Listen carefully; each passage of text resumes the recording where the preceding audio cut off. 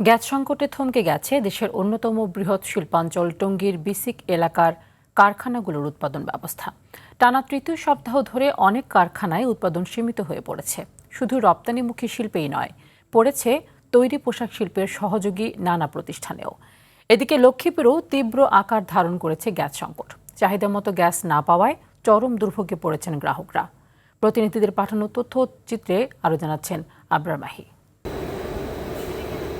গাজীপুরের টঙ্গীর বিসিক ও শিলমুন এলাকার ওয়াশিং ও ডাইং কারখানাগুলোতে টানা 15 দিন যাবৎ গ্যাসের সংকট থাকায় উৎপাদন কার্যক্রম প্রায় বন্ধ হতে বসেছে।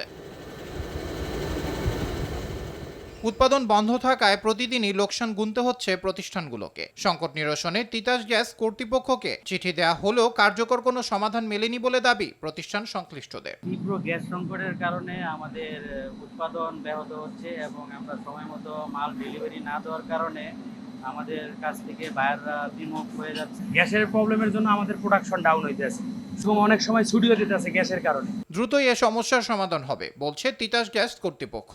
বর্তমানে দেশে যে গ্যাস সংকট বিরাজ করছে, এটা সমাধানে বিদ্যুৎ জ্বালানি খনিজ সম্পদ বিভাগ এবং পেট্রোবাংলা এরা কাজ করছে এবং খুব দ্রুতই আশা করি এই গ্যাসের সমস্যার সমাধান হয়ে যাবে। এদিকে লক্ষ্মীপুরে গ্যাস সংকটের কারণে কেউ সিলিন্ডারের উপর নির্ভর করছেন, আবার কেউ মাটির চুলায় রান্না করে কোনো মতে সংসার চালাচ্ছেন। অন্যদিকে গ্যাস সংকটে বিপাকে পড়েছেন সিএনজি চালিত অটোরিকশার চালকরাও। আজকে টোটাল 3 দিন আমাদের গ্যাসে নাই, আমরা খুব কষ্টে রান্না করতেছি।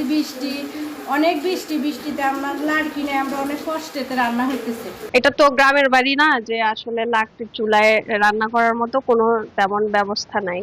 আমরা চাই যে গ্যাস সরবরাহটা খুব তাড়াতাড়ি চলে আসে। আমার আয় কমে গেছে, আমি তখন সারাদিন এখানে চলে যেতেছে, গাড়ি জমা উঠেছে কষ্ট তো টোটালে কমে গেছে। আমরা এই সকালে যাই আমরা কইছি না গ্যাস লইয়ে ঘুম যাই ইনকাম কই। তবে খুব শিগগিরই পরিস্থিতির উন্নতি হবে বলে আশা এ কর্মকর্তার। মেরামতের কাজ চলমান আছে এবং যতটুকু জানতে পেরেছি যে শেষ পর্যায়ে আছে এবং আশা করি যে এটা সমস্যার সমাধান হবে এবং আমরা গ্যাস পর্যাপ্ত পরিমাণে আমরা ইনটেকে পেলে আমরা গ্যাস ঠিকমতো সাপ্লাই করতে পারি। গ্যাস সংকট সমাধানে সংশ্লিষ্ট কর্তৃপক্ষের দ্রুত কার্যকর উদ্যোগ নেওয়ার দাবি ভুক্তভোগীদের। আবরার মাহি, RTV।